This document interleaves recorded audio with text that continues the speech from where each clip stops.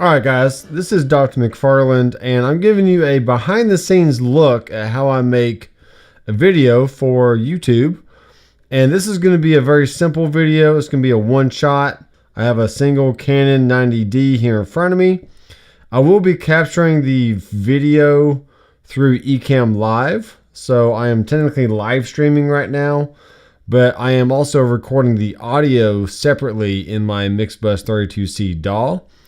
And when I am done, I will essentially take the footage from this live video, sync it up with a really nice audio, which already sounds pretty good anyway, but this is the recorded audio. It just allows me to go in and edit a little bit easier and make it sound just the way I want for a shorter style video. So essentially what I'm going to be doing is showing off what you see here on the screen. This is FM9 Edit. And the more I look at the screen, my eyes aren't looking at the lens anymore. So I'm always like looking up. It's just kind of weird. So I'm going to try not to look at the screen as much, but I might glance up just every once in a while. But I do want to make sure I look at the camera so you can see my eyes and I'm looking right at you and not at the lens finder or the viewfinder over here, which I think is very annoying when people do that, because your eyes are always off to the side and not looking directly at the audience. So if you're wanting to get into YouTube and you're wondering what not to do, don't look at yourself in the viewfinder. Look right into the lens and just know that you look halfway decent, okay? So yeah, I'm playing my Gil Paris signature model and from Reverend, and it plays great, sounds great. And I'm just going to be running through this preset here. So if anybody watches, great. If not, then I'm just going to be mixing this down into a very shortened video anyway. So as I'm making the video, if you have any questions, feel free to leave those in the chat. And then after the video is done, I'll make sure to stop and then answer any questions that you have. Now, when I get done with this fractal video, I have a whole slew of bases back here I need to do videos on. So once again, I'll just keep the live stream going, and I'll be capturing the audio separately, and that will allow me to render the audio and the video, put them together in DaVinci Resolve 18, and then make some nice pre-made videos that are a little easier to sit through. You don't have to see me stumble through my words and all the weird stuff. So I just have a single shotgun microphone right over my head. And yeah, so here we go.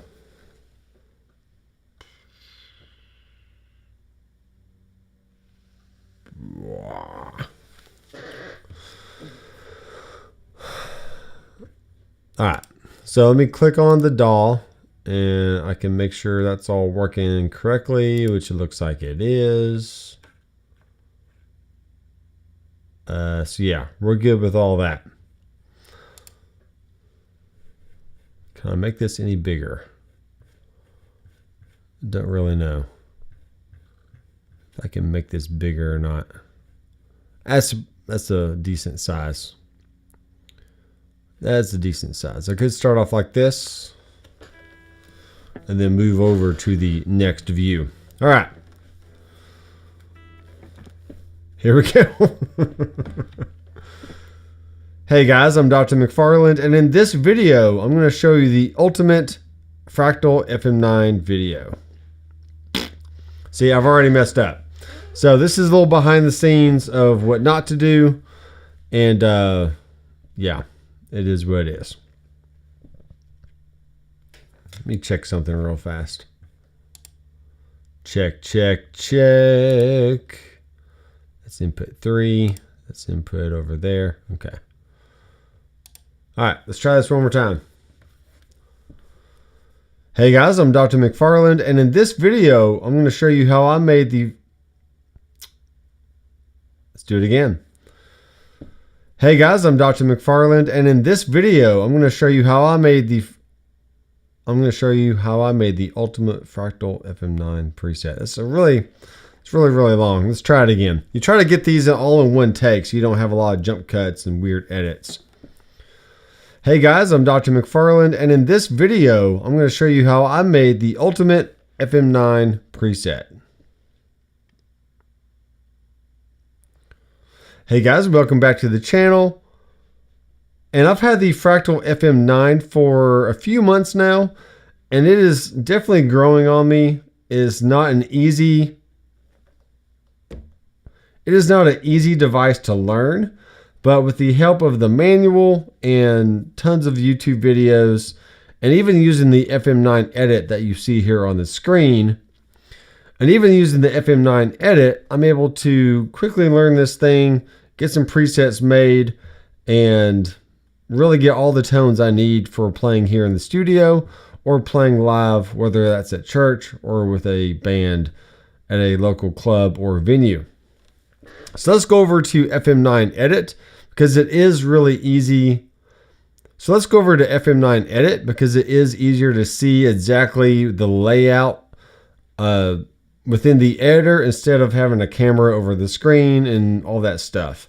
So my other tutorial style videos on the FM9, so my other tutorial style videos on the FM9 are primarily with the camera over the hardware, so I can teach you how to do everything from the hardware side and not so much on the FM9 edit, because I want you to be really comfortable with the unit itself and not have to rely on the editor all the time to do little tweaks and build presets.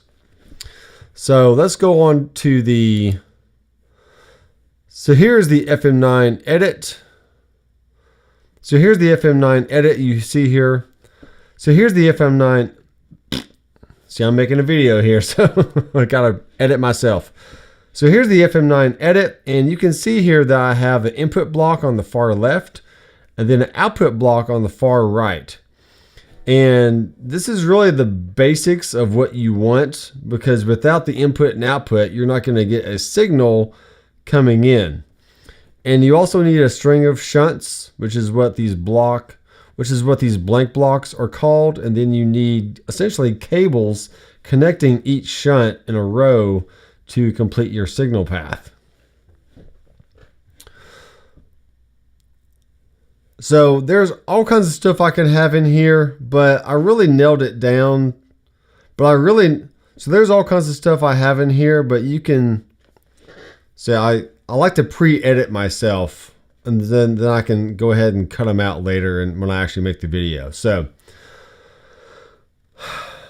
there's all kinds of blocks you can have in your preset, but for me, I like to have at least a clean, a dirty rhythm, some kind of ambient and swell type sounds, maybe a tremolo, and maybe kick in and out one single drive block, whether that's a tube screamer, or in this case, I have a BB preamp in the signal path. So let's just walk through my scenes that I have and see what kind of tones I got. So scene 1 is simply called clean. And I'm using this one single preset as a basis for all my other presets that I make, because maybe I just want to switch out the amps that I'm using but keep all the other effects. And so this is basically 2 different amps. And in this signal path, I have the Shiver lead, which is a preset that I copied over from another preset. And then the top amp is switched around to the Shiver clean. So this is based on your So this is based on your Bogner Shiva head. And on the clean channel, let me go over here. Yeah, I'm already on clean. So this is my clean sound with the Gil Paris signature model.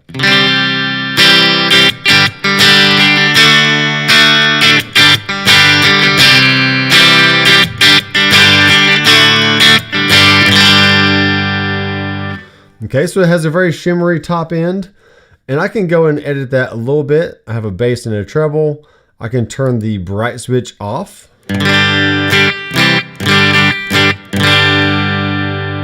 Which actually may work a little bit better for this guitar because it is naturally brighter since it's a bolt-on neck and more of an S-style guitar and pickups. These are the Fishman Fluence pickups, and I think they sound pretty good for any type of music. So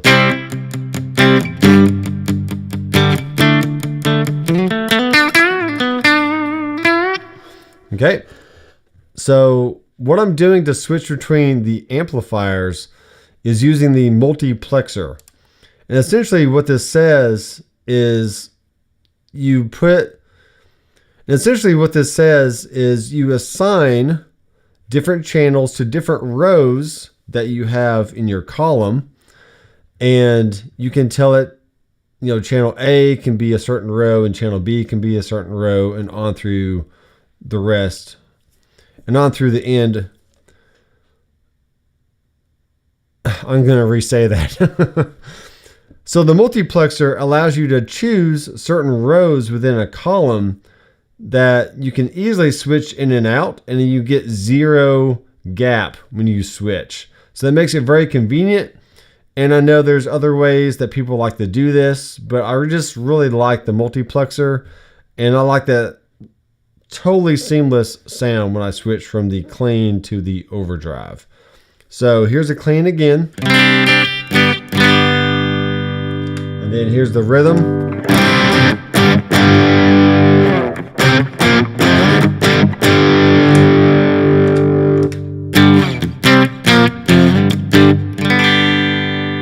It's just the smoothest transition that I found works great for that gapless, seamless switching. So that's essentially what I'm doing here. And see what I got. Yeah. All right, so there's my clean tone, and then I have a little bit of reverb, which is the London plate. There's tons of other reverbs we could choose from in here. And I kind of was just listening to a Leon Todd video today, and he uses a London plate. So I was like, all right, I can try that one, but I've definitely used the large spring, and I like the church settings. But for now, we'll just leave it on the London plate. Now, something really special here at the end of the signal path is I do have my cab toward the end, but I also have another output coming right before the cab out of the last reverb block. So what this essentially does is it bypasses the cab when I'm going out of output number 3 into a power amp or some kind of amplifier that has an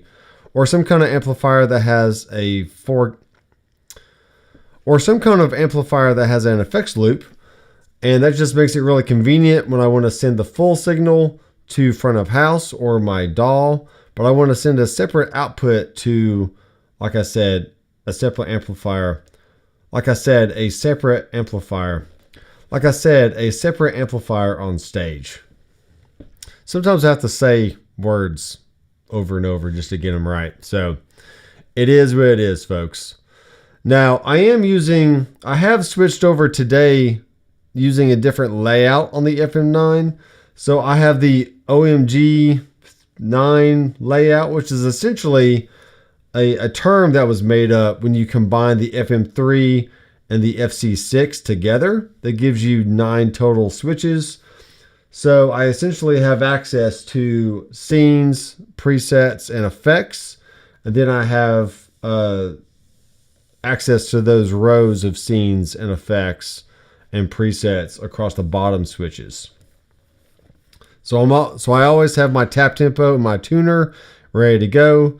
And I do probably need to switch around some of these scenes so I can have my clean and my rhythm on the same bank. And then when I bank over, I can have more of my specialized sounds like the tremolo and ambient swell and stuff like that. So I may switch those around here in a little bit, but for now, we're just going to keep them where they are. So scene number 2 essentially keeps the same amp. Okay, so we're still on channel B, which is the row 3, which is the clean amp. But now I bring in a drive pedal, and I can choose to have the multi-delay and the extra reverb off. And that really depends on if I'm playing at church or if I'm doing more of like a bluesy thing, whether I want a more wet sounding overdrive sound or just a more dry sound. All right, so guys in the chat, I'm essentially making a video that's later going to be edited down to a shorter version.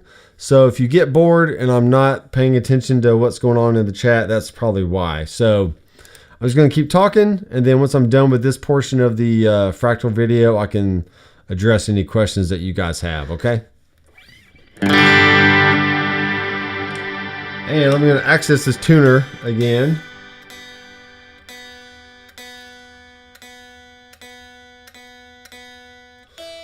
I really do like this tuner. It works really well. It's kind of strobe-like.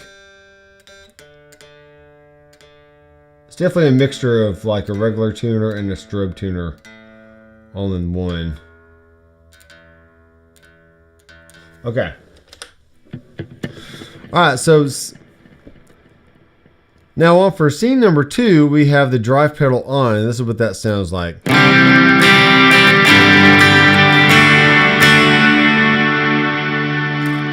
Okay, now I like that sound. It is more ambient, so I can choose to turn these off and bypass them. And you can see that all my notice that all my wet effects are set to mute effects in. That allows the effect to keep the tails even though they get turned off or bypassed. Okay, so I'm going to take that and I'm going to save it. So now we have just more of a dry sound.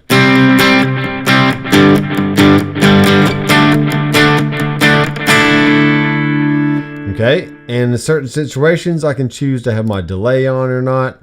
Maybe for now I can just turn that off and hit save again.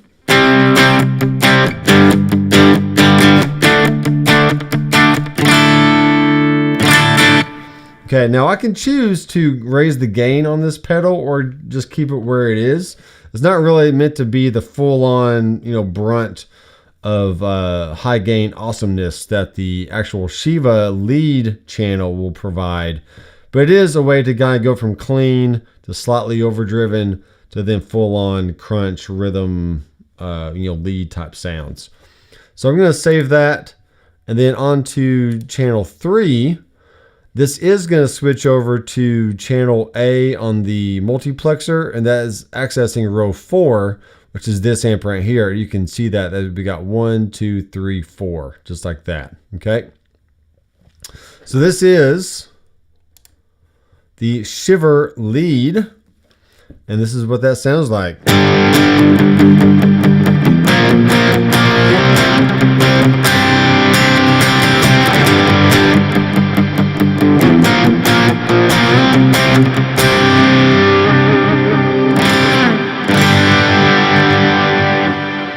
Okay, and once again, this has more of the ambient effects kind of built in. I was definitely using those playing at church this last week, which it worked really well for that situation.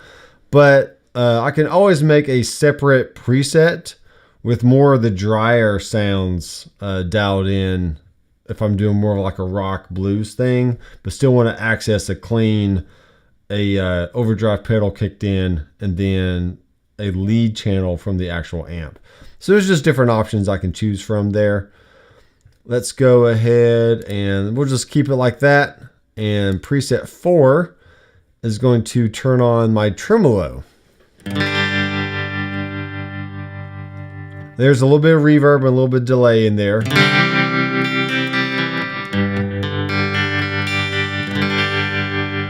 Okay, now let's go from the ambient lead sound over to this tremolo so you can hear the transition.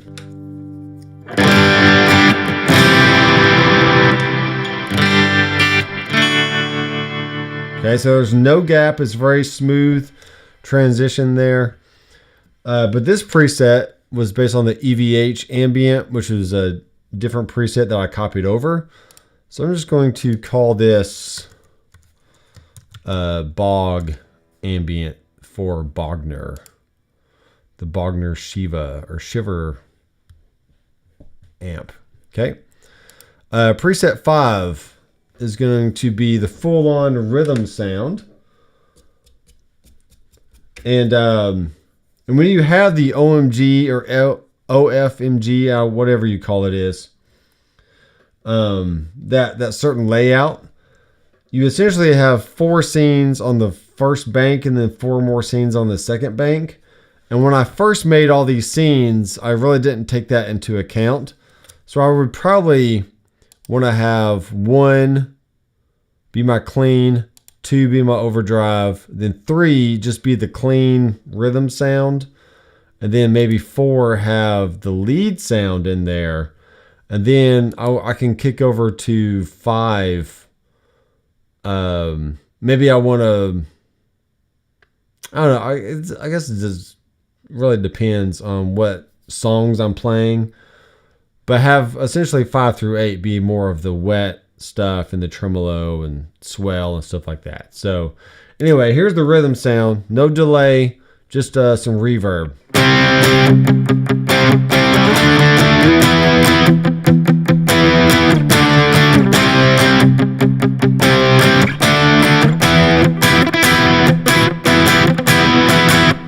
Okay, I think that sounds great. Scene 6 is going to add in some delay. So this is more of the lead sound.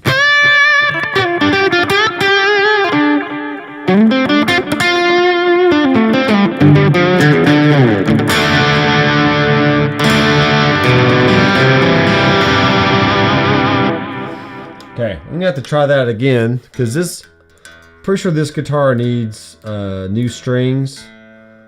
This is definitely going out of tune a lot here lately, which usually is very rock solid, so I'm not too worried. I'm not worried about this guitar. It just is telling me that, hey, I need new strings. And I just hadn't got around to doing that yet, so I'll probably lay off the tremolo or the wiggle stick, as they call it, across the pond. I don't know if they call it that across the pond. In Alabama, we call those the wiggle sticks.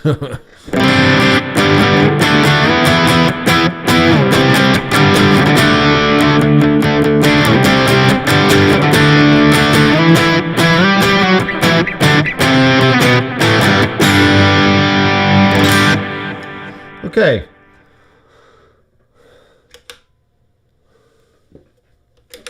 Preset number 7 goes back to my clean amp, and you can see that by the multiplexer in row 3. And now we have the delay and reverb on the bottom row, or the main row. But we also have a plex delay, a multi delay, and the reverb. So this reverb is the Ursa Major, and there's tons of other reverbs that have that high shimmery type tone on there. But I mean, this one just sounded good to me, and I could probably spend another hour going through all the different reverbs, but I just felt like this one worked well for the sound I was going for at the time.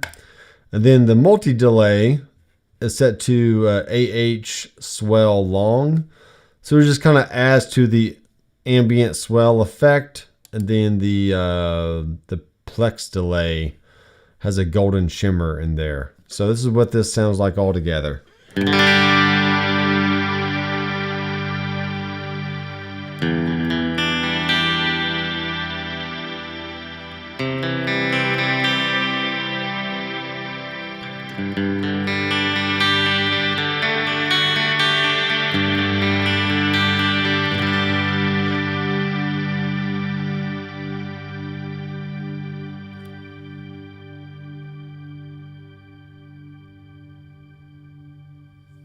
So I just love that sound. It has a very nice natural decay.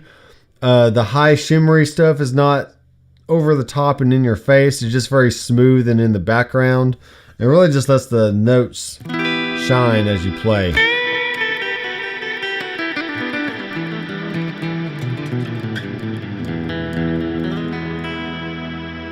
Okay.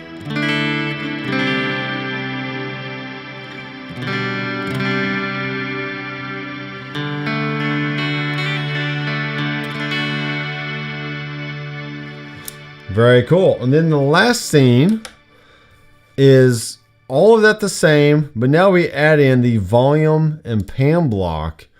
And this is set to the type of the auto swell. So we have a regular volume and we have an auto swell.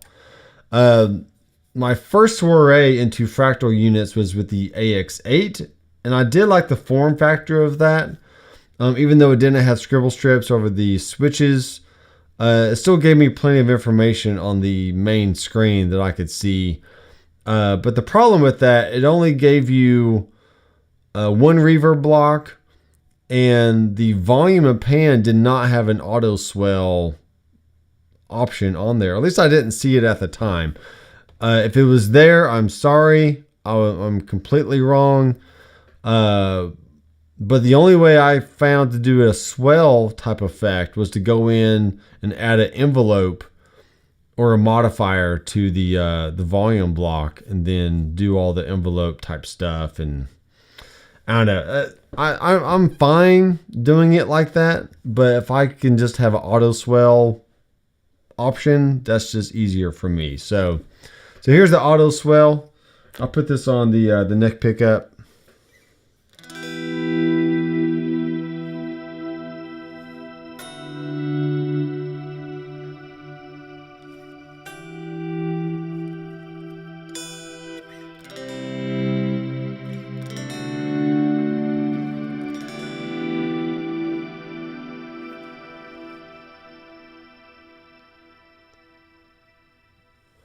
Okay, you can go in and mess with the log volume taper. There's a threshold, which essentially sets how loud your picking has to be for it to be full volume. Otherwise, if you have a very light touch, you're gonna get a very good swell sound, but you don't have to worry about your stronger hits messing anything up. So.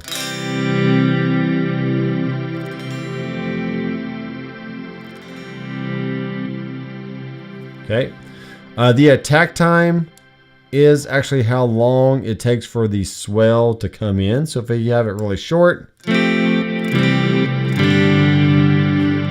so I usually try to have it around 800 to 1,000 milliseconds, because 1,000 milliseconds is 1 second of time, or something like that. So let's actually try like 800-ish.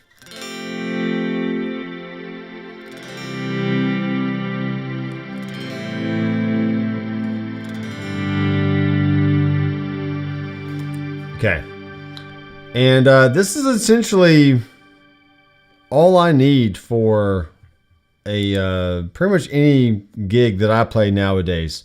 Like I said before, I mainly play at church, but apart from that, I'm also just a plain blues rock type player.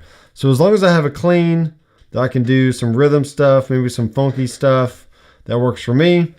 Having some kind of overdrive pedal on to give me just a little bit of hair, or a slight overdrive, or edge of breakup kind of. Sorry, I drank a Coke earlier. Let me start that line again.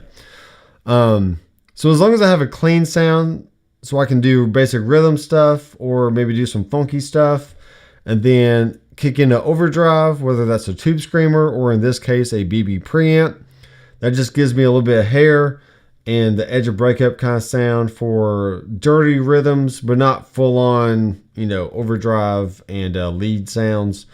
And then I have a lead channel on the amp that gives me more natural bass response than a pedal can usually give you. And And it really does give you more depth in your sound, I think, when you use overdrive and distortion from an actual amplifier versus a pedal.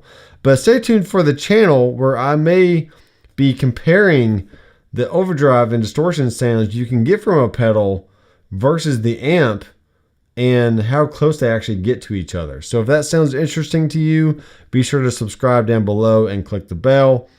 And in the meantime, I am Dr. McFarland. I will see you in the next video. Keep rocking.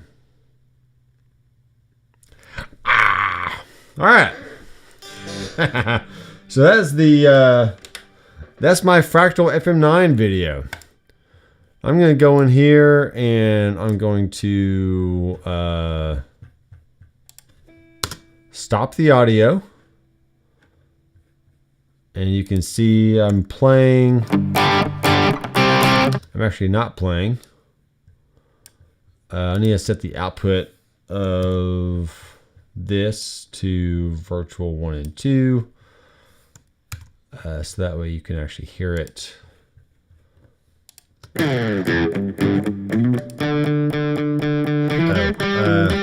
It is playing. So I think you should be hearing it. There.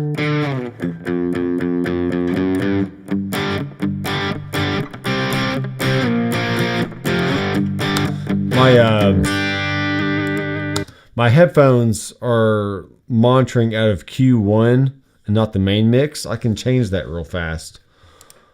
So I just go over to my cues and have this be set to let's set the mix. Where am I at here? Yeah, mix. Like that. Okay.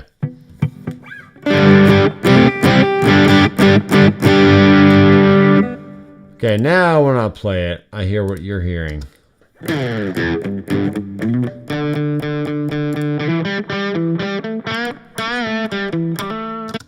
Yeah, some great playing there, Nate Dogg McGraw. Nate Dogg McGraw.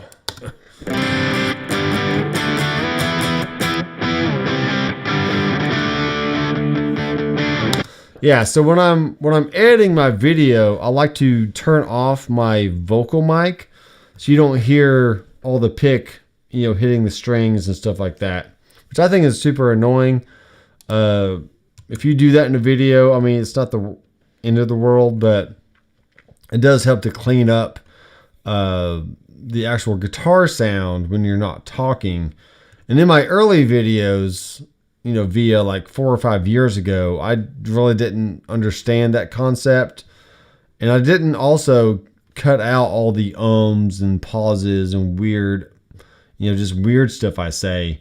And, I left all that in, and now looking back, it's like, I don't really like that. So I'm going to select one of these.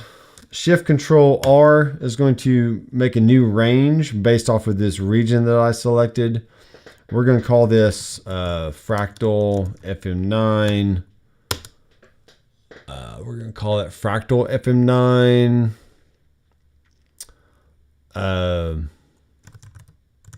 Just preset. Okay. So there's that. I'm going to start a new area here. And I'm going to start going over some bases. I need to return to Amazon and Sweetwater. I kind of bought a bunch of stuff just to try out. And then I was hoping the first bass I bought was going to be the one, but it just wasn't. So stay tuned for that story. I'm going to continue to be live here, but I'm going to start this recording so it captures my voice and my guitar. Let's see here. Presets. I'm going to find one that says bass. Nate Bass. Nate Bass.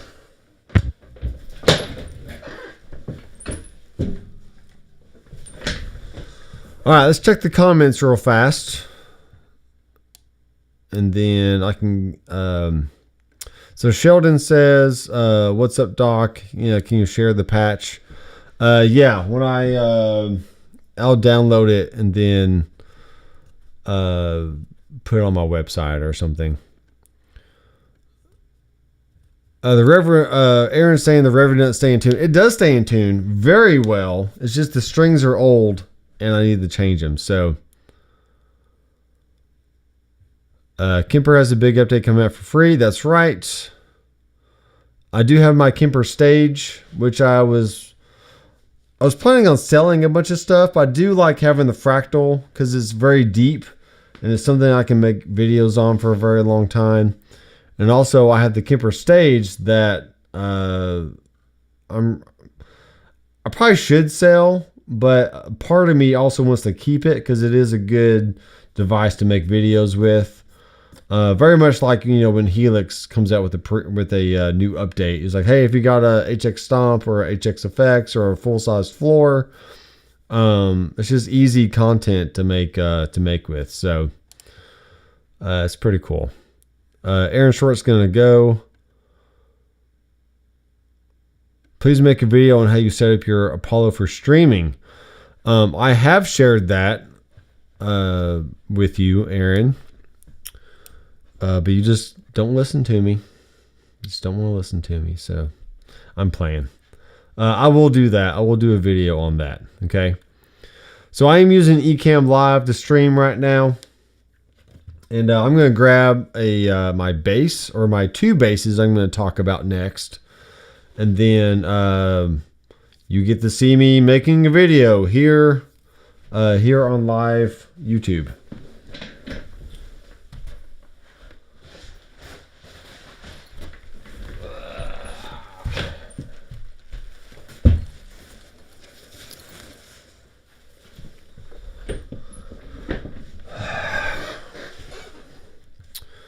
Okay, I'm going to set this to the default scene.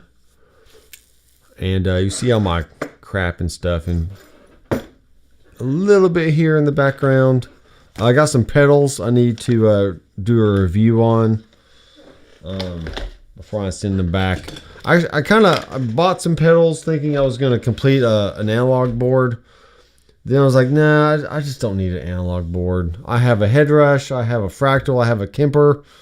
I literally have all the tones I would ever need or want from these devices. So having a separate analog board that has, easily, it's easily $1,500 worth of pedals just sitting there not doing anything. I can sell those off and invest that money into other things, or just pay off debt or whatever I want. So, anyway, so here we go. I have the main screen here. I'm not going to look at the screen as I'm talking. Actually, let me stop this real fast. Let me listen to the audio or my voice talking. Like I said, a separate amplifier. On stage. Okay, actually sounds good. When I'm live streaming and I'm wearing headphones like this, it always sounds more roomy than it actually does in the recording. I'm not sure why. I'm actually using some open back. This is actually semi-open back headphones, which does let more of the room sound in, versus closed back, which will be totally oscillated from the room. But yeah, so I'm going to start this recording here. And we will get going. Let me open up, see what I want to do.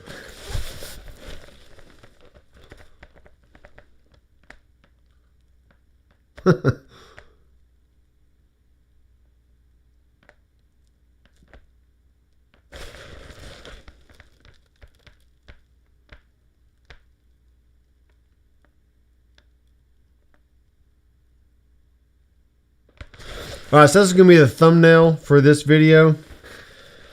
And I will go ahead and just start talking. So if you have questions, feel free to leave a comment. I guess you have all your bases covered. Bases covered. I get it. I really get it. All right, here we go. We're going to start making this video. Here. Hey guys, in this, let's see what I'm going to do.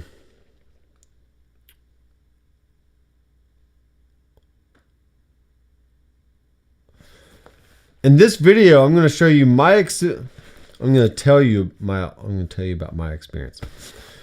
In this video, I'm going to tell you about my experience with Asmuse bases.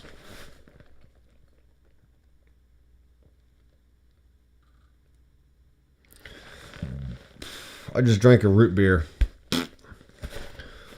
Hey guys, welcome back to the channel. I am Dr. McFarland, and recently I've been on a hunt for a new base for the studio, and I was kicking around Amazon one day and saw a really cool option for a headless base that seemed pretty small.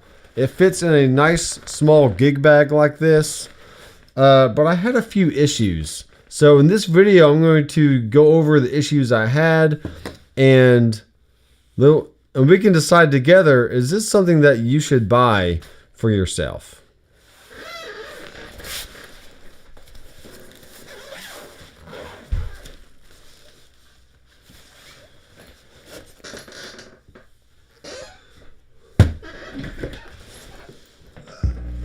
Plug the base in here.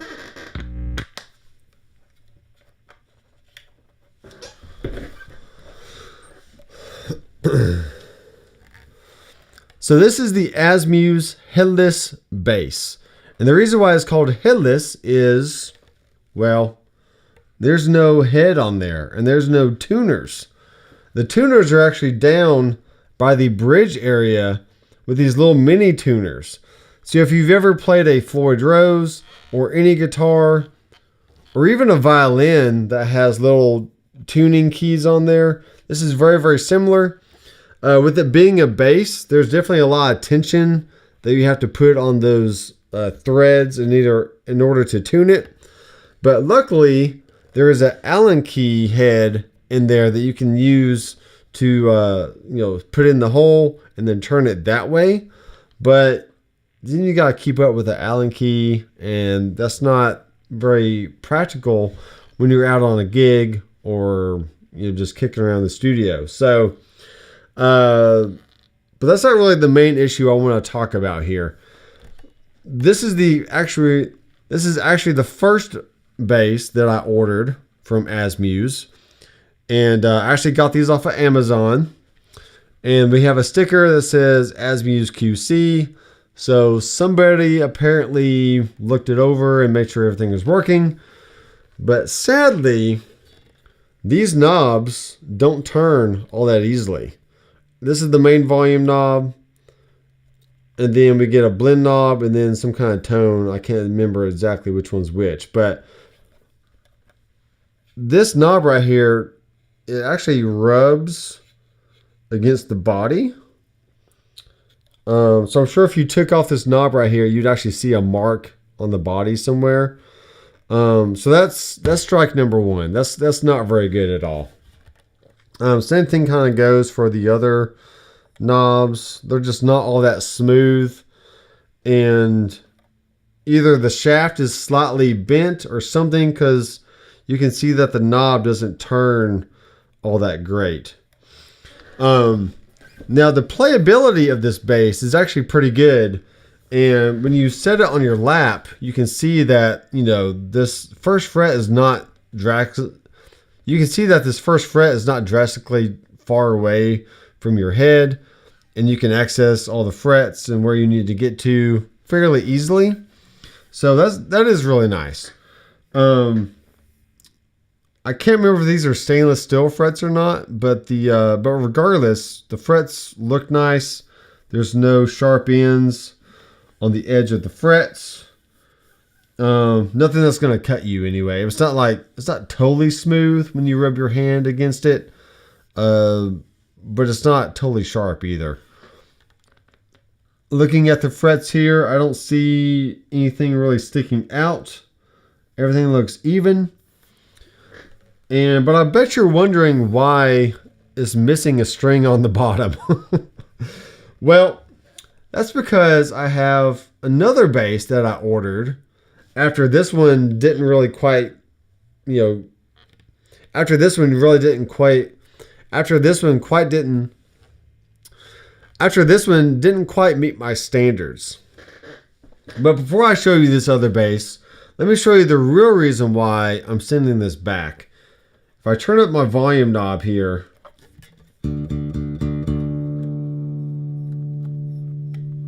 let's see, let's make sure I turn this up a little bit.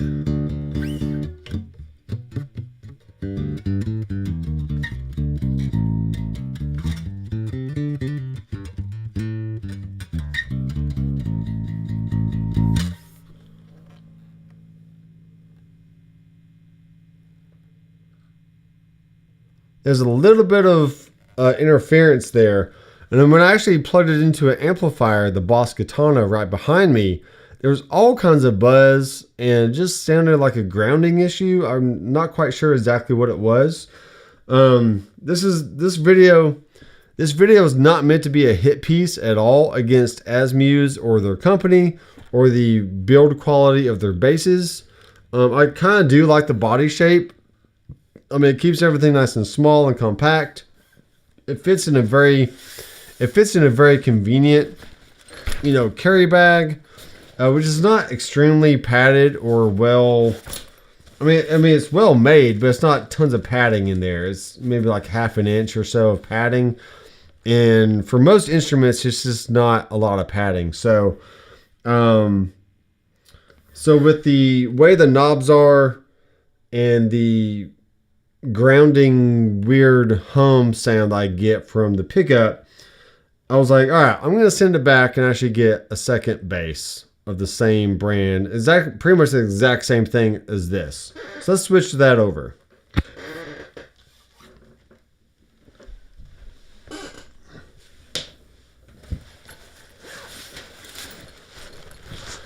So this is the second bass that I ordered, and same great case. I think there is some Allen keys that go somewhere, so I need to make sure I include those when I send it back. Let's open this thing up here.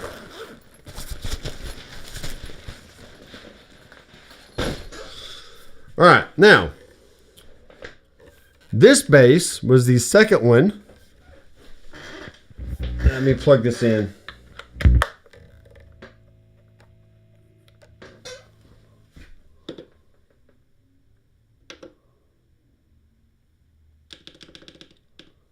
You check something here. Threshold, intelligent gate. Okay. So this is the second bass that I ordered from Asmuse, and this was a little bit better. The knobs actually turn really, really smooth. I don't have any issues with those at all. And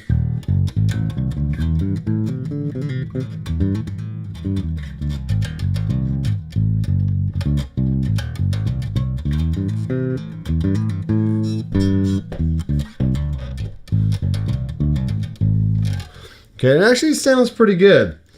Now, the only issue I've had with this one is when I tried to tune the low E string, it popped on me down here by the nut, or where the ball end is on the string.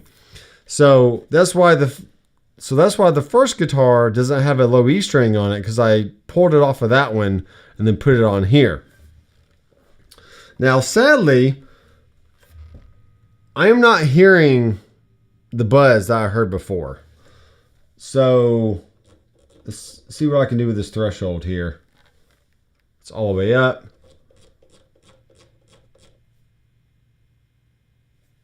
Yeah, I'm not hearing it right now. It was definitely way worse when I was plugged in through the amplifier.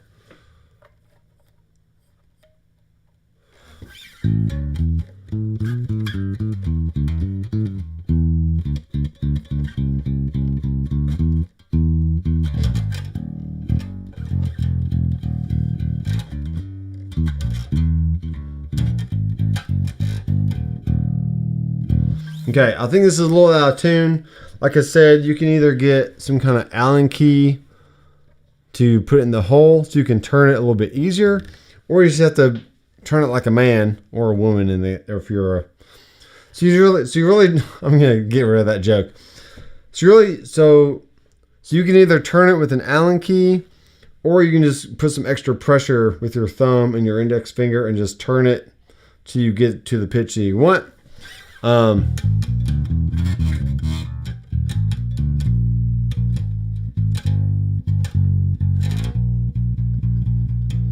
So yeah, overall, this thing is actually pretty comfortable. I don't know why I'm not hearing the buzz like I was before. It's really not as bad as maybe I thought. I don't know.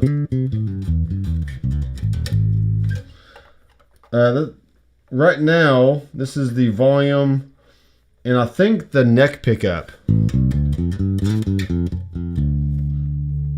this should be the bridge pickup. Then we have an overall tone pot that I think it just takes off some high end.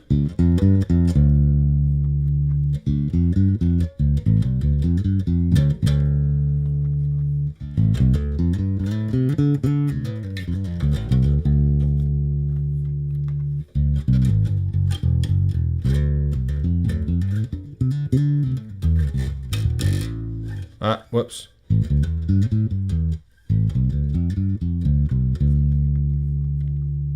Okay.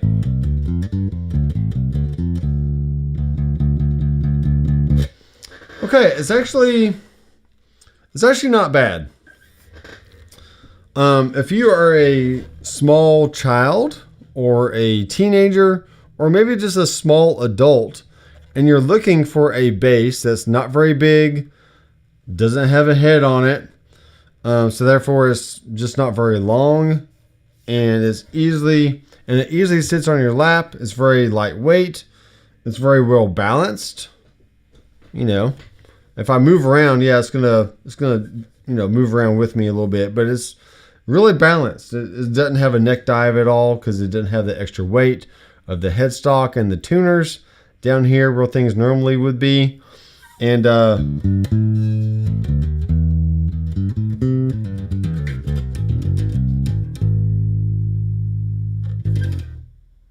very cool. I am just not hearing that hum or the weird noises that I was before. So maybe something about this fractal is taking a lot of that interference out. Maybe it was a cable I was using at the time. I'm not really sure, but I know I heard what I heard, and it's a cool bass, but I'm gonna send it back. So, like I said, if this is something that you're interested in, there are affiliate links down below. You can click on those links and it'll take you to Amazon or Sweetwater. I actually got this bass from Amazon. So if you shop on Amazon all the time and maybe you want to click on some toilet paper and some toothpaste and maybe an Asmuse headless bass, then give it a try. And when you click on those links, I do get a small commission from your purchase at no extra cost to you. So all that helps to go support the channel, and I do appreciate it. If this video has been helpful, be sure to subscribe down below and click the bell. And until next time, I'm Dr. McFarland, and I'll see you in the next video. Keep rocking. Woo! Okay.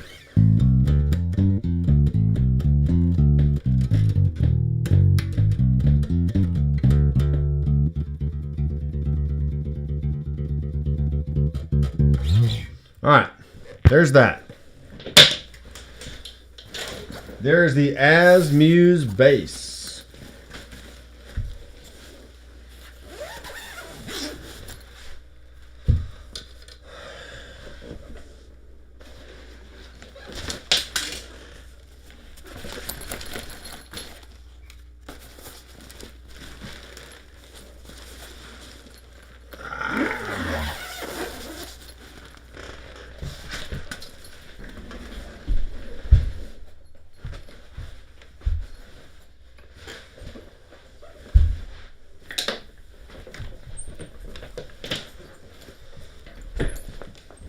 All right, let me see who's watching, if anybody. There's 2 people.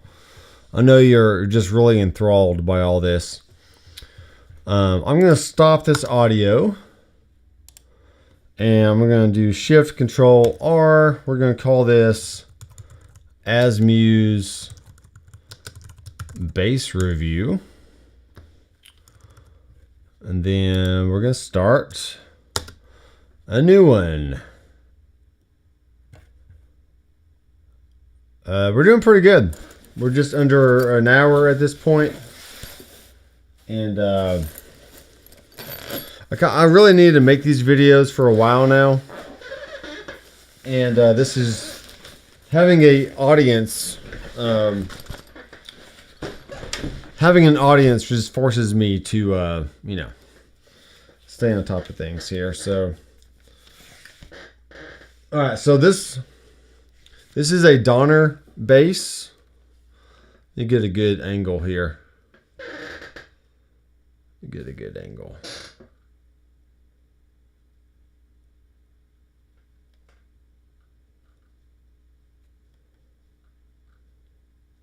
All right, so I'm gonna get a good. I'm gonna get a good thumbnail, and then I'll start the video.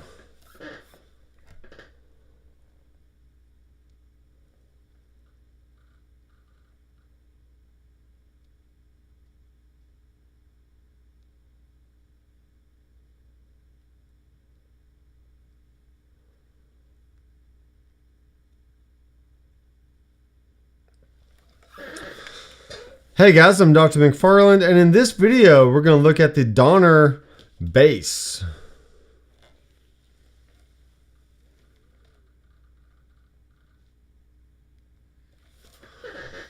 So in my journey of finding a new bass for the studio, I came across this Donner, and it actually looks pretty nice.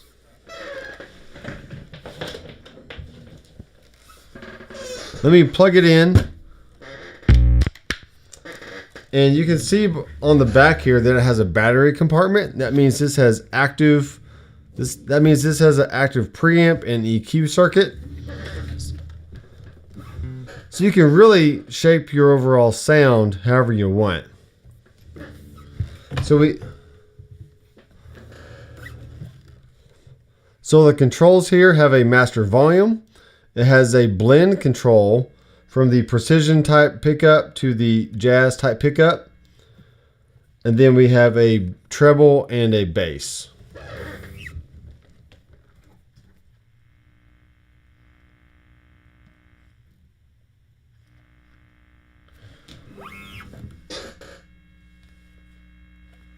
And since I'm sitting in front of my desk and there's a lot of audio, equipment around me, I can hear there's some interference going on. This is a single coil pickup, and this is more of a humbucker style thing. So when I blend it over to this pickup, you're getting less of that hum and static type noise. So just be careful about that when you're sitting around, audio equipment, and maybe you're not in a very shielded environment, or you have dirty electricity, or all kinds of issues that could be at your house or at your local venue. So let's start off with the neck type pickup. So you can hear that when I tap on it versus this one. This one's dead. Then now tap on that versus that. So this is a 34-inch scale bass, which means it's a full-size bass. The bass I reviewed in the previous video from Asmuse was a shorter scale bass, which is a 32-inch. So that means this first fret is a little closer to my head, while this one's basically 2 inches longer.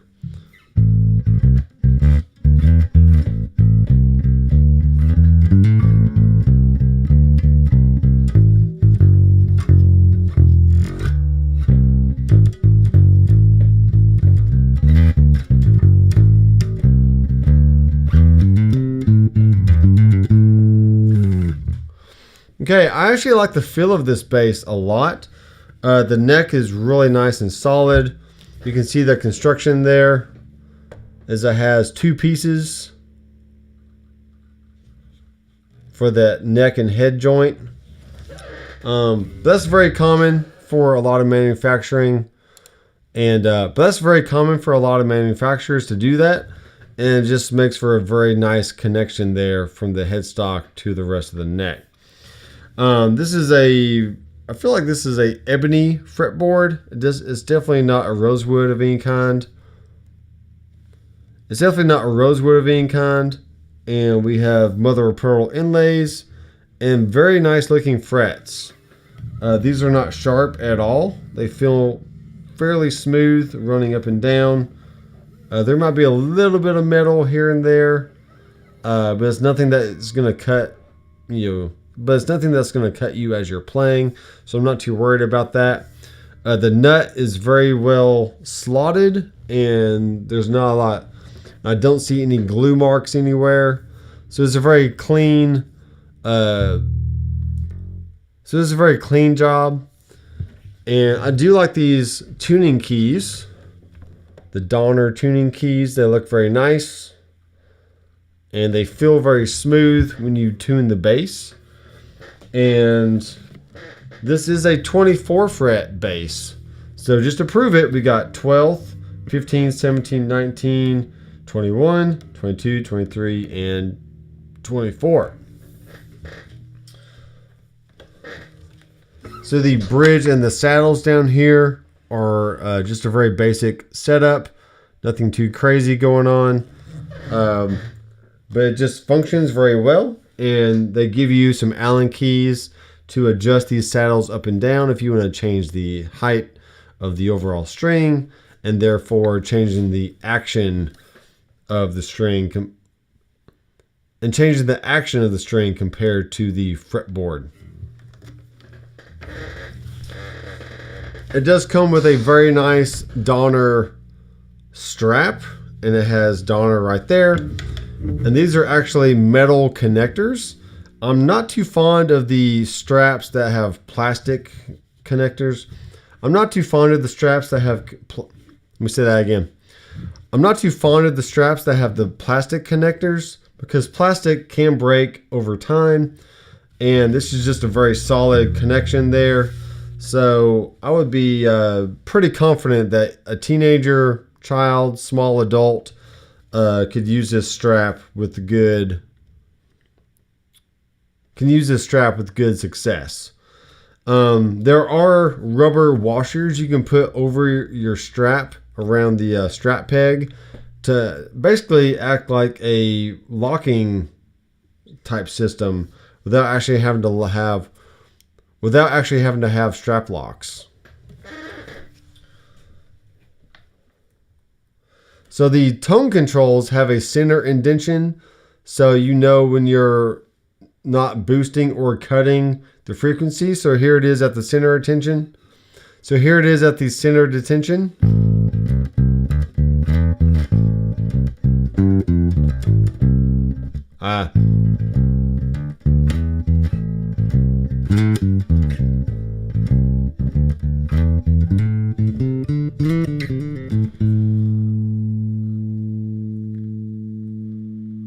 Here's with the treble all the way up.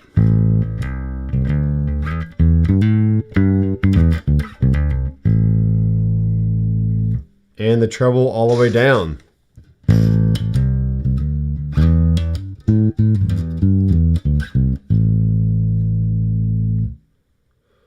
Okay, here's with the bass all the way up.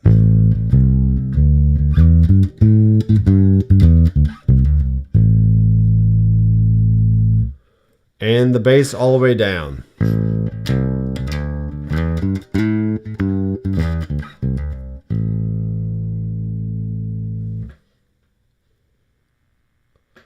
Okay, there's also a center indentation for the blend knob. So this is with both pickups on.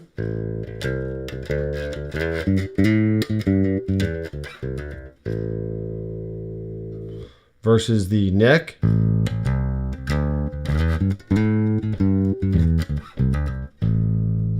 And with the bridge.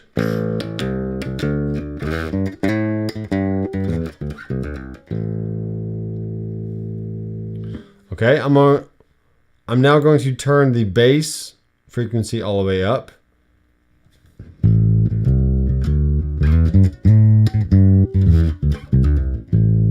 Actually, I had that bass all the way down, so let me redo the pickup selector. This is the neck pickup.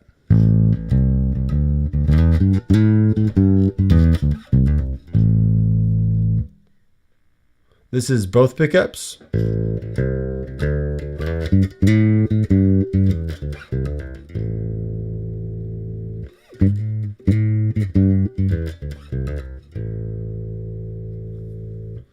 And just the bridge pickup.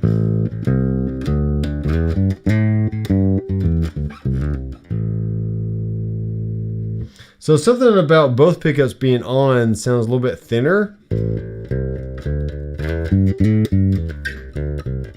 Especially with that A string, it just sounds kind of weird. It's not very full sounding. That was the neck. This is back to bridge.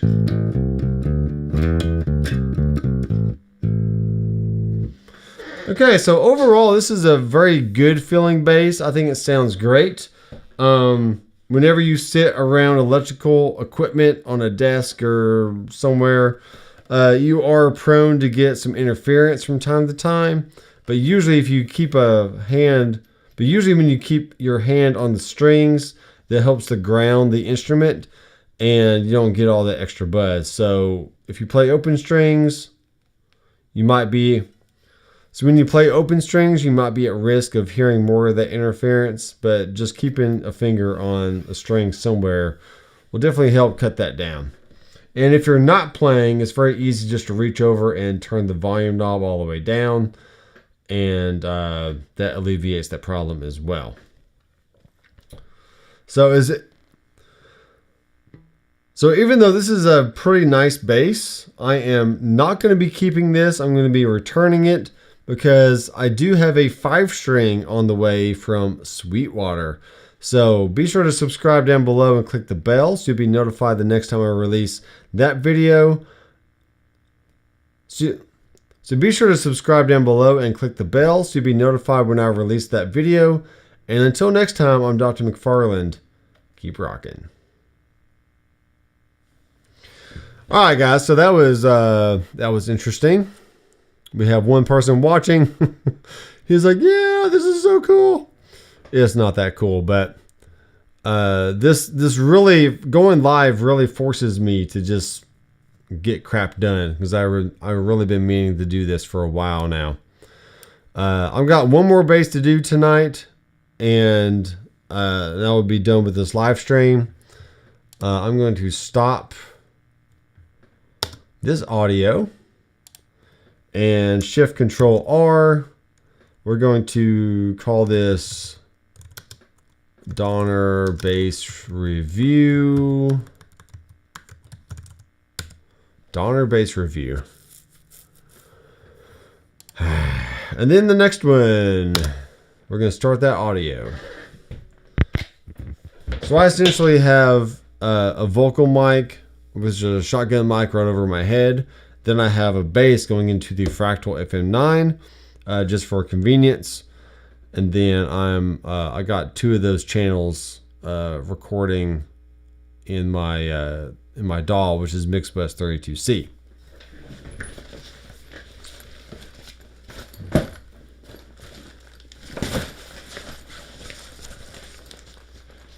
I did fail to talk about the bag, so let me do that real fast.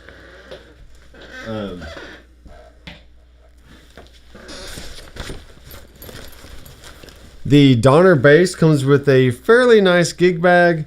It is not super thick, so I wouldn't trust this to do a whole lot to protect your bass. But it does have convenient handles, and as long as you don't sling it in your car and hit the headstock against stuff and potentially damaging the machine heads and potentially damaging the tuners, then you know it's a carry bag. What more do you really expect?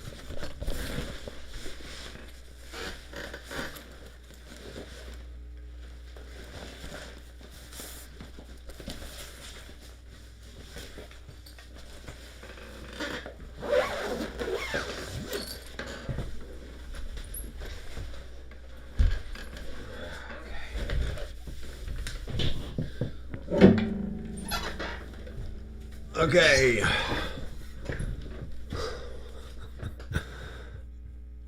What do we got here?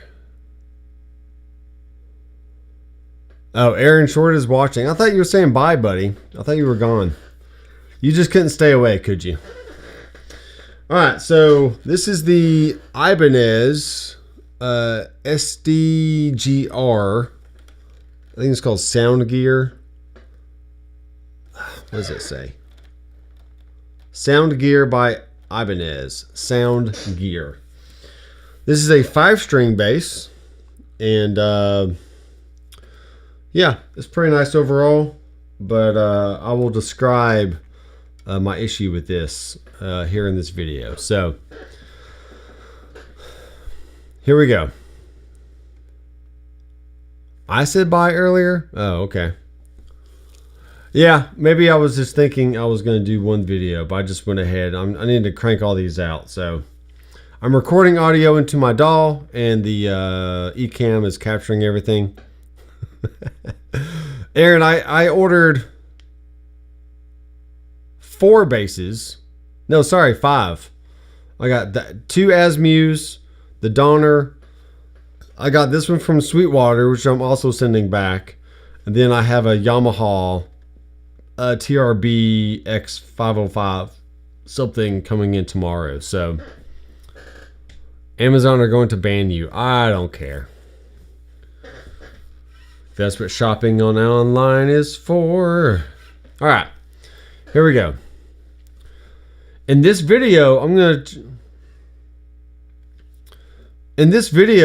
to describe my experience with the Ibanez Sound Gear 5-string bass.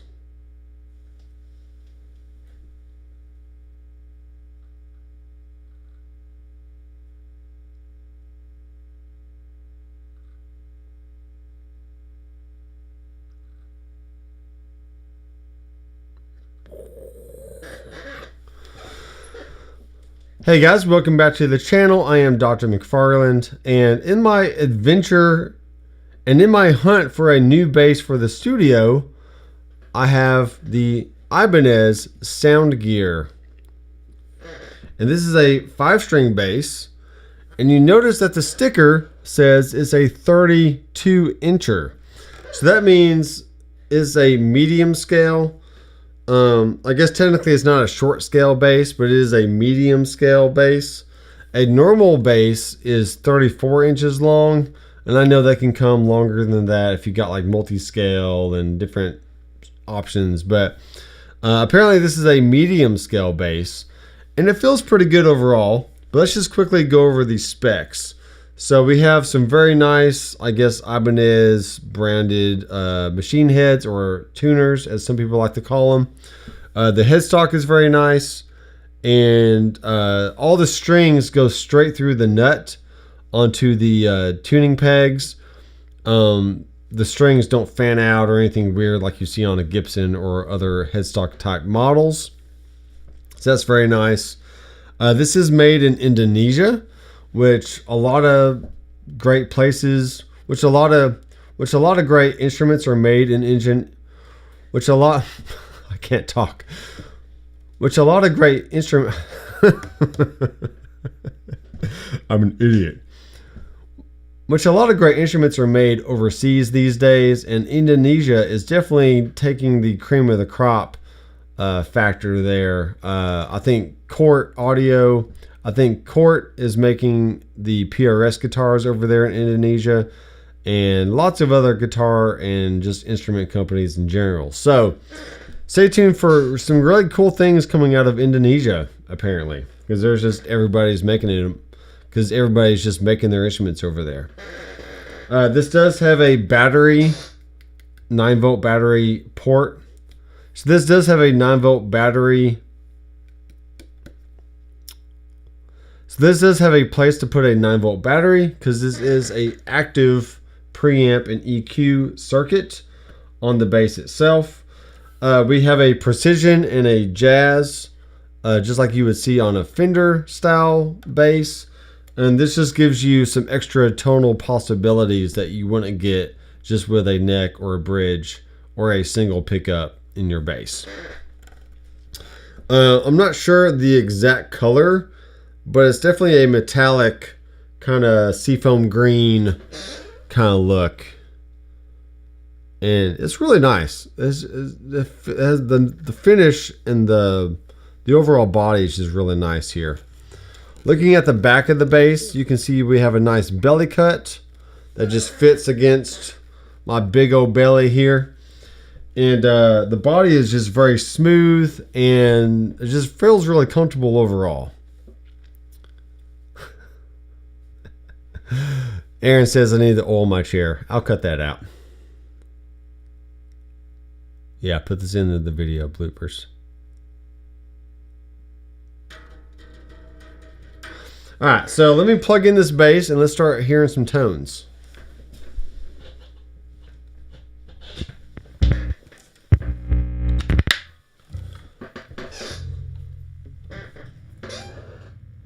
Alright, so let's go for the interference test and hear what kind of sound we can get with just no playing at all.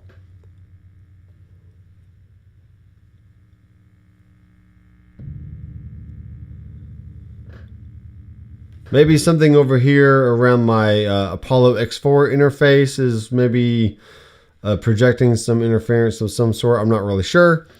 But overall, it's very quiet. And I could always turn on the gate here on the Fractal FM9 if I choose to do so. But nothing's too bad. The electronic layout is master volume, a blend knob between the neck and bridge pickups. Then we have a bass knob here with a center indention, and then we have a treble knob with the center indention. So with everything at the stock settings, this is what this bass sounds like.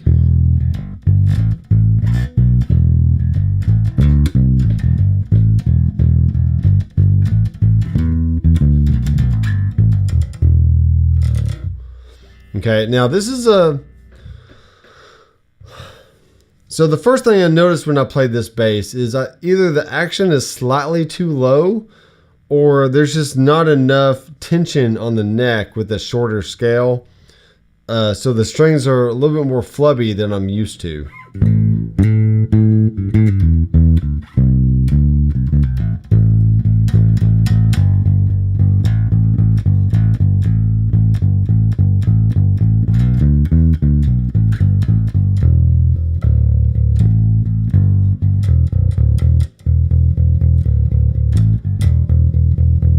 I can definitely hear it when my finger hits that fifth string. You can hear that clacky kind of sound, which may or not get into the recording, but you know, when you're playing and you hear all that clacking going on, floating, you know, when you're playing around the neck, it's just kind of distracting.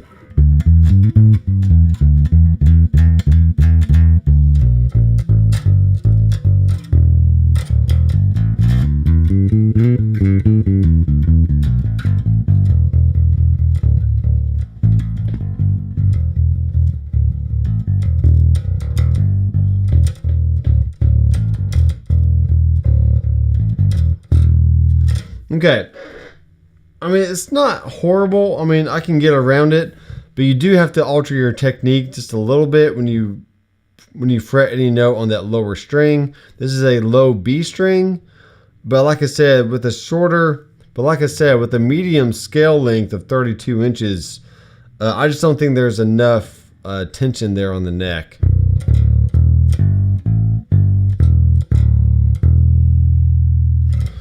Okay, so this EQ is very powerful, and this is with the bass all the way up.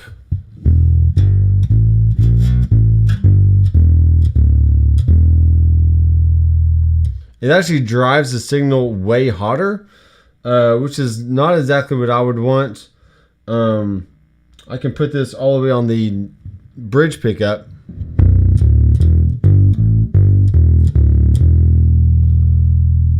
And then bass back down to the center indention. See, there we go. I didn't fret that note well enough and it kind of flubbed out.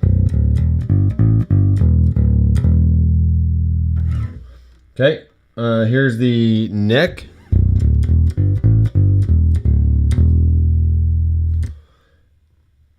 And this is both pickups together.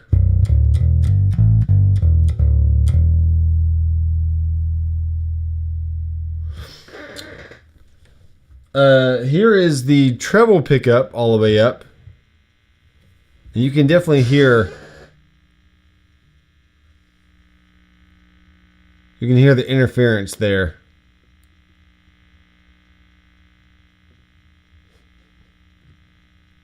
Okay.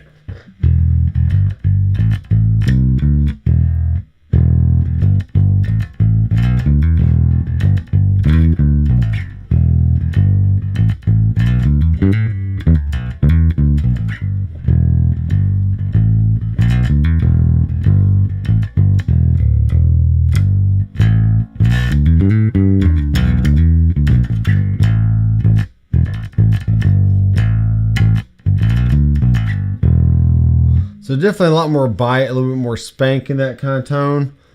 But you do need to be careful that it doesn't interject too much noise.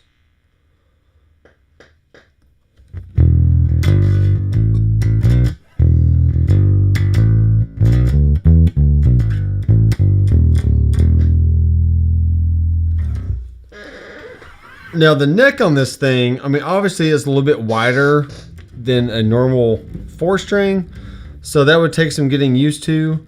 But this is not uncomfortable at all. I mean, I don't have really small hands, but I don't have huge hands either, and I can play this bass really comfortably. You can notice when I'm playing those licks that I'm mainly using my first finger and my fourth finger to get that extra stretch. Because if I use my first and third, I just have to stretch my hand out a little bit more, and it's not as comfortable. So over the years, as being a guitar player who also plays bass, I've just learned to use my first finger and my pinky for most of my whole step movements.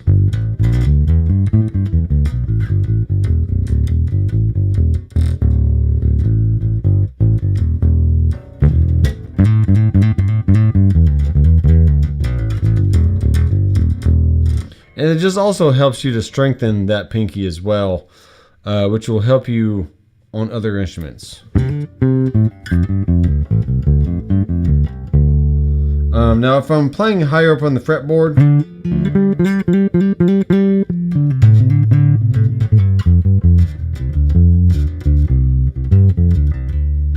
I can easily play with my first and third fingers, but sometimes I fall back into the 1 and 4 fingers just because I'm so used to it. So is this a bass that you should consider?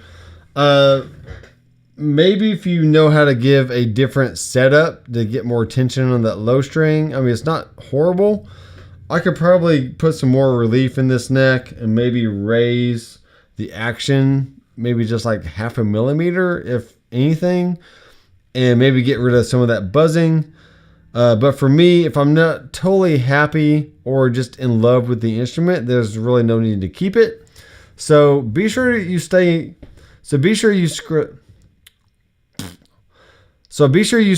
down below and click the bell, because I have one more bass video coming down the pike that you may be interested in.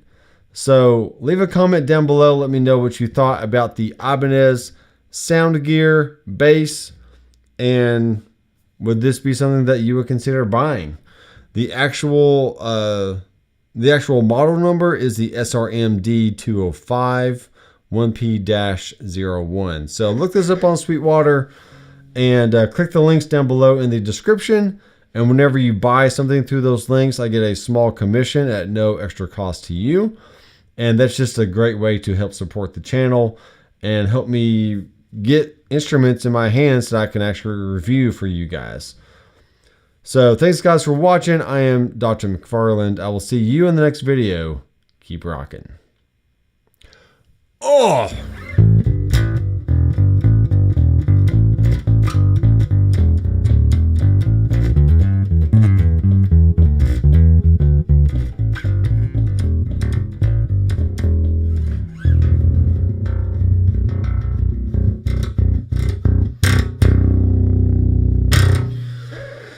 All right, there you go. That's my bass soiree for the night. I do have the Yamaha bass being delivered tomorrow, but I will not be able to get to making a video on that till early next week. So definitely be sure to subscribe down below if you're watching right now, or if you watch this in the future. And I may take down this live stream. I may not. You know, it's just a bunch of mess ups over and over and over till I get it right. Or I might just keep it up and have you be entertained by the behind the scenes look at making some YouTube videos here in the studio. And thanks guys for watching. Let me check the comments here. Looks like it's just mainly Aaron watching. Aaron is keeping it real over there. And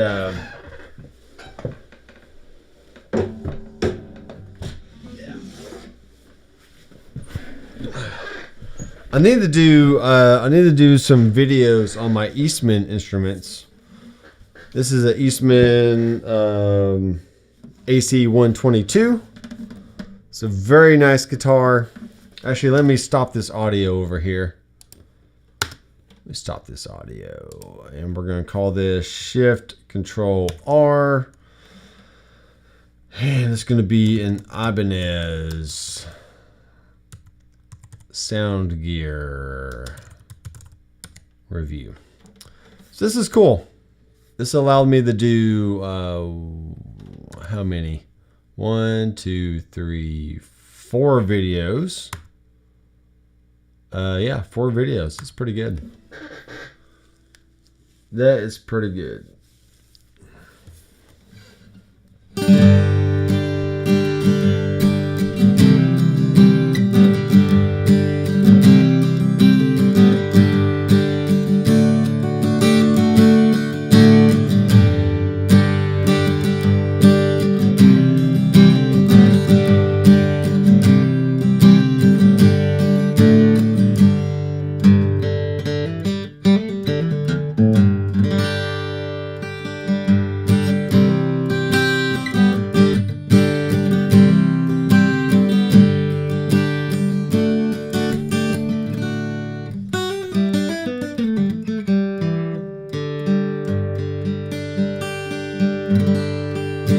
Yeah, I really like these Eastman instruments. I have the acoustic, I have an Eastman mandolin, and I have an Eastman 335 style guitar, which is called the T59V.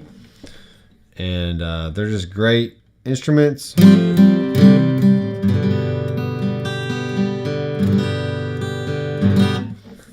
These are made in China. But the Eastman factory has been around since the 80s, and they do everything handmade.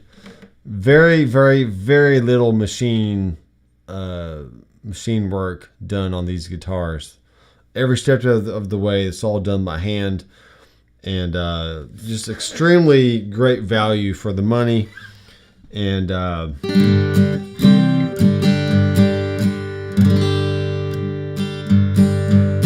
yeah. I'll do some videos on my Eastman stuff next week, and that'll be fun. All right, let me save this audio here. When I get done with the stream, I will be sure to drag that file over to my hard drive so I can load that up into DaVinci Resolve and start editing the videos. Like I said, probably Sunday afternoon, early next week. The mic I'm using here is a shotgun mic from Rode. It's the NTG2.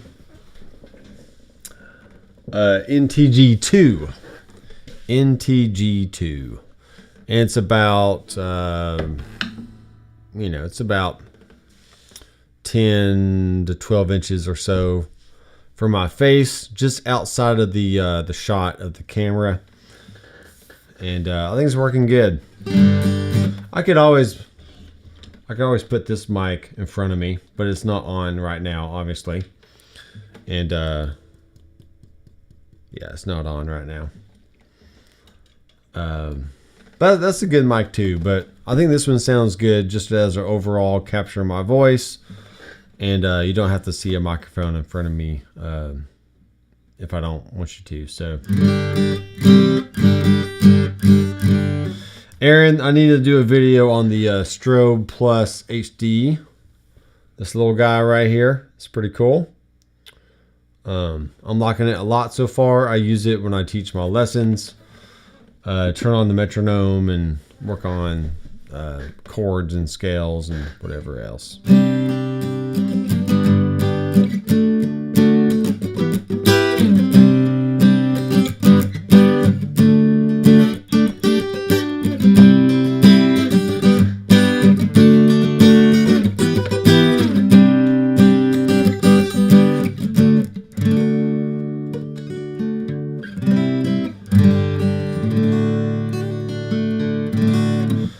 Eventually, I might put an Anthem in this guitar.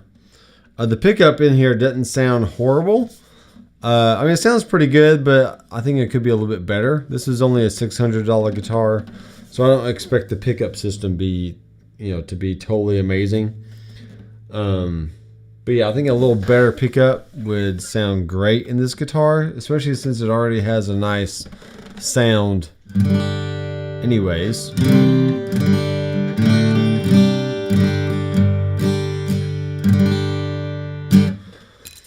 All right, that sounds good to me. Audio for video drive, yeah. Shut down this session here. And now we got 3 people watching. What's going on here? I'm trying to shut it down and you people just keep coming on in. Let's see how it is. Let's see how it is. So shut down F9, edit. And it's pretty good for an hour and a half's worth of work. Cranking out some videos. I should probably do this more often. Especially if I just need to have like a single shot type video. I have a secondary camera over here. I can always, angle and position where I want. But that's really mainly for like pedal demos and stuff like that. Single headshots, just looking at the camera and talking. I got the Canon 90D here in front of me, just underneath the TV, so I don't block the TV screen. I did have to raise that up on the wall a little bit from when I first had it positioned. So that way I wasn't blocking the screen at all, trying to see everything. Did you update the firmware of Ecamm? Of Ecamm? Yeah, I did. This is updated.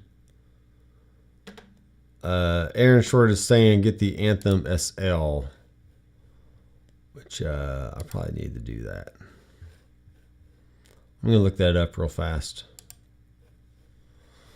Real fast here.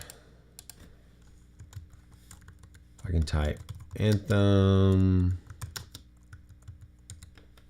SL, LR bags. See, I like LR bags. I've had a lot of their stuff. $329. Anthem sound hole, microphone, undersaddle, acoustic guitar pickup. So you put it in the sound hole? Okay. It's pretty neat. So it just kind of fits underneath there like that. See, this one has a Fishman. This one has a Fishman pickup system right underneath right here. So the Anthem will be in a very similar position of how this is. So that's kind of neat.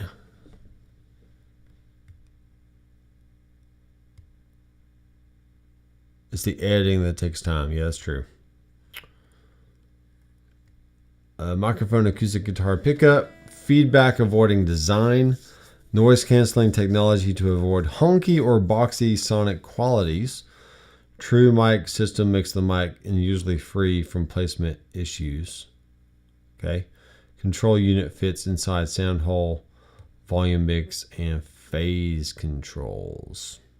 Cool. Yeah, I need to look into that for sure. John Oates. John.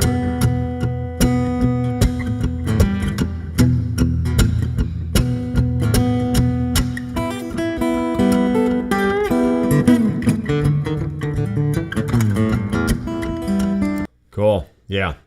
He's a man eater. I'm a man eater. Looking at some reviews here. Wow, just amazing. And I had this installed professionally in American made.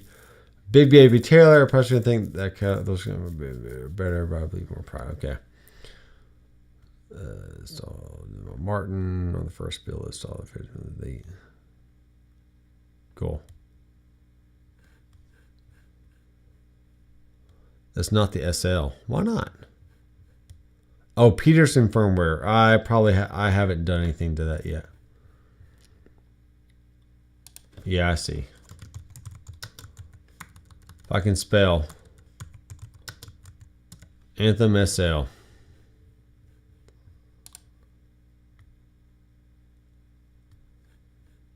Okay, these are a little cheaper. Less expensive. A little less expensive.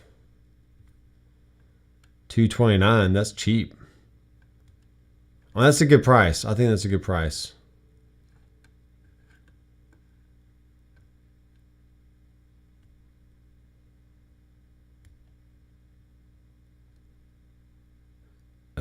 Favorite guitar pickup. See what this says here. 1, 2, 1, 2, 3.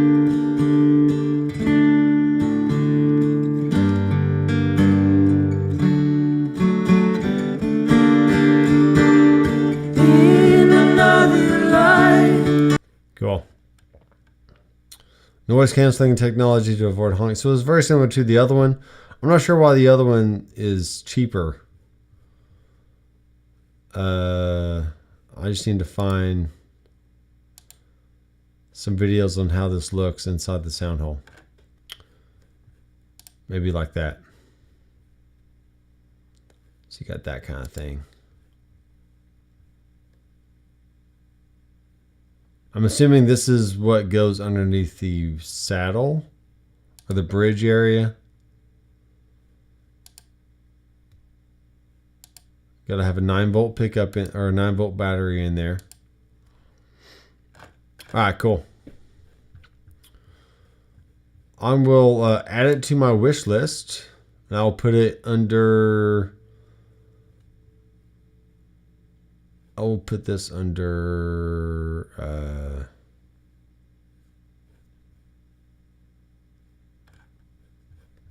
I just put it to the wish list in general. All right, very cool. Thanks to everyone for hanging out, and I'm gonna go on to bed and probably give myself a haircut tonight before I go to bed, so I'll be ready for the weekend. Because everyone's always working for the weekend, right?